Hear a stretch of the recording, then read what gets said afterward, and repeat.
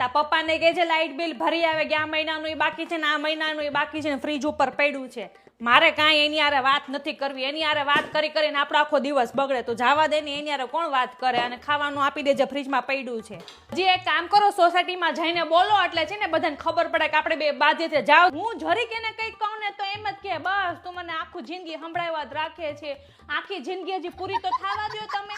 ઘરમાં આટલી મોટી જીબડી હાલે છે તમારી, તો બાર કેમ તમારી હાવ આટલી અમથી થઈ જાય છે? હું તારા પપ્પાને 2 અઠવાડિયાથી એમ કહું છું કે ઓલા બાથરૂમનો નળ ફિટ કરવાનો છે, પણ નહીં, મને તો એમ જ કહે છે કે રવિવાર આવે ને ત્યારે. પણ કયો રવિવાર? આ 2025 આવી ગયું. મને તો હજી સુધી ખબર નથી પડતી કે કયા રવિવારની રાહ જોવે છે. મને લાગે છે આવતા વર્ષે જ ફિટ થાય, 2026માં જ તે. એને બસ રવિવાર થાય એટલે એ મસ્ત આમ હાથ રાખીને ખબર નહીં હેના લીલા લેર ને સપના જોતા હોય. મને તો ઈ જ ખબર નથી પડતી. બોલ, બસ થાળીમાં ક્યારે આપણે ખમણ આવે અને ચા ક્યારે આપણે ઢીચીને જાય અને હાન થાય ને એટલે ઘર ભેતા થાય. પણ એમ નહીં કે આપણે ઘરના કામ આપણે પેલા કરીએ એમ. ઓલી બાજુવાળી હમણાં એમ કહે કે મારે આ કરવાનું છે, તો ઈ હટ જાય ને હટ પાછા આવશે.